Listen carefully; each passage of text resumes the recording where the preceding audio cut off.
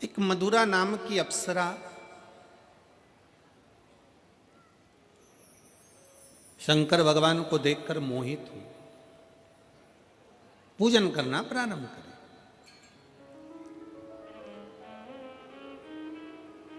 अब शिव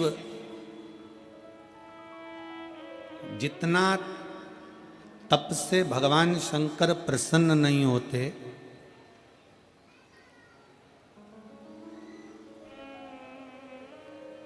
जितना बड़े बड़े यज्ञ और अनुष्ठान से भगवान शंकर प्रसन्न नहीं होते, उतना भगवान शंकर एक लोटा जल से प्रसन्न हो जाते हैं। एक लोटे जल से मेरा देवाधिदेव महादेव प्रसन्न हो जाते, मेरा शंकर प्रसन्न हो जाता। और मधुरा को ये मालूम पड़ गया, मधुरा ने जान लिया कि भगवान शंकर की पूजन शिव पर चढ़ाया गया, एक बेलपत्र शंकर पर चढ़ाया गया, एक लोटा जल, शंकर की करी गई भक्ति खाली नहीं जाएगी। शंकर की स्तुति खाली नहीं जाएगी।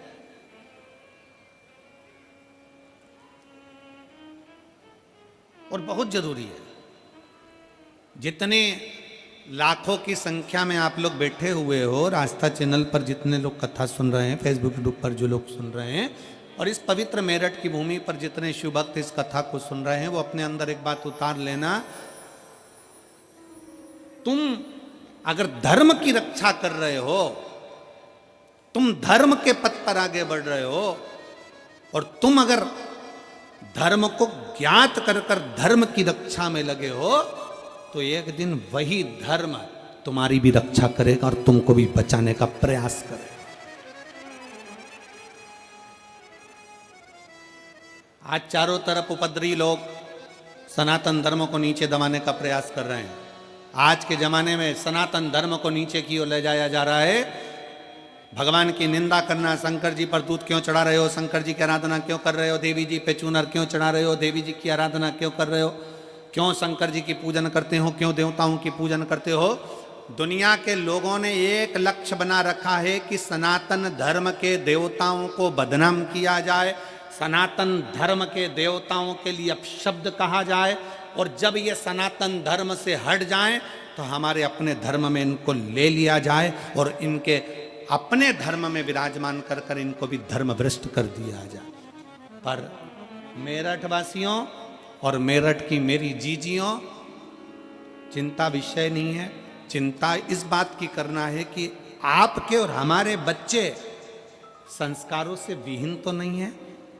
अपने घर के बच्चों को जैसे ड्रेस पहनाती हो, अपने घर के बच्चों को जैसे बैग टांग कर देती हो, अपने घर के बच्चों को जैसे टिफिन बना कर देती हो, अपने घर के बच्चों को एक लोटा जल भर कर दो, उसको भी शंकर के मंदिर पहुंचाना प्रारंभ। जिस घर का बच्चा शंकर के मंदिर की देहली चढ़ता है, जिस घर का बच्चा शंकर के मंदिर की चौखट चढ़ता है, उस घर का बूढ़ा व्यक्ति कभी वृद्धाश्रम पर नहीं चढ़ता है। याद रखना इस बात। अपने बच्चों को यह संस्कार दीजिए कि हमारे घर के बच्चे आगे बढ़ें और मंदिर, देवालय, शिवालय तक पहुंचे। एक पत्र है, और मैं बच्चे को धन्यवाद देता हूं इस चीज के लिए कि बच्चे ने कुछ भी नहीं छुपाया, जो बोलना था सब बोल दिया। मैं इस बच्चे को धन्यवाद देता हूं। मेरा नाम ब्रजेश सेन है। मैं जिला टीकमगढ़ मध्य प्रदेश का रहने वाला हूं। कहीं बैठा हो बेटा तो हाथ हिला सकते हो, अगर कहीं बैठे हो तो हाथ हिला सकते हो। मेरा नाम ब्रजेश सेन है। मैं, आप ही हैं बेटा? आ जाओ, एक बेलपत्र ले जाना। एक बार हाथ हिलाओ, वापिस वापिस हाथ हिलाओ। हाँ ठीक है, आ जाइए, आ जाओ, एक बेलपत्र ले जाना, आ जाइए। मेरा नाम ब्रजेश सेन है। मैं जिला टीकमगढ़ मध्य प्रदेश का रहने वाला हूं। शंकर भगवान की महिमा का मैं क्या गुणगान करूं गुरुदेव। 20 साल की मेरी उम्र है। मुझे गलत लोगों की संगत के कारण 18 साल का था तब से ही गलत लत में लग गया। ड्रिंक करना, मदिरा पीना और गलत गलत कार्य करना। गुरुदेव, दारू का नशा, ऐसा कोई नशा नहीं था जो मैं नहीं करता था, सारे गलत काम भी मैंने किए। 2019 में आपकी पहली बार कथा को सुना ऑनलाइन। गुरुदेव पहली बार कथा सुनी, वो भी नशे में सुनी, दारू के नशे में था, मोबाइल पर कथा सुनी। बस नशे से जब होश में आया, सुबह 4:30 बजे मैं जागा और 4:30 बजे जाकर मैंने फिर उसके बाद में ये विचार कर लिया कि अब मैं दारू को नहीं छूंगा। और ऐसा नहीं है गुरुजी कि ये दारू का नशा करने वाला व्यक्ति नियम भी खुद बनाता और तोड़ता भी खुद ही है। मैं ऐसा करूंगा ये विचार कर लिया, कई बार भी सोचा, पर ये पहली बार था जो शिव महापुराण की कथा का लत लग गया शरीर को। 8:30 बजे फिर वापिस मैं कथा को सुनने के लिए मोबाइल पर लगा लिया।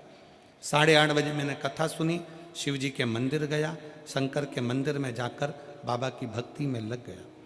सीहोर पहुंचा, बाबा का वहाँ पर कंकर शंकर पूजन करा, वहाँ से रुद्राक्ष ले आया, बाबा की कावड़ बढ़ी, बाबा से विनती करना प्रारंभ कर दिया कि कभी नशा ना करूं और कभी गलत काम ना करूं। गुरुदेव आज बाबा की कृपा से कई साल हो गए, शंकर की कथा सुनता हूं, मंदिर में झाड़ू लगाता हूं, पोछा लगाता हूं, शिव की आराधना करता हूं, और आज बाबा की कृपा से कोई नशा नहीं करता, सारे नशे से मुक्त हूं।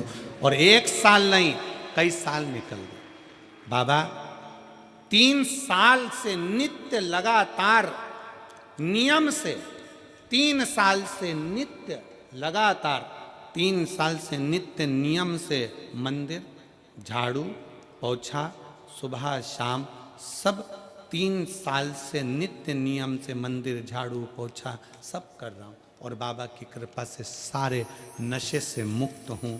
और बाबा ने अब मेरा हाथ भी पकड़ लिया, बाबा की कृपा से आगे भी बढ़ रहा हूँ। ये शिव, इसको शंकर कहते हैं।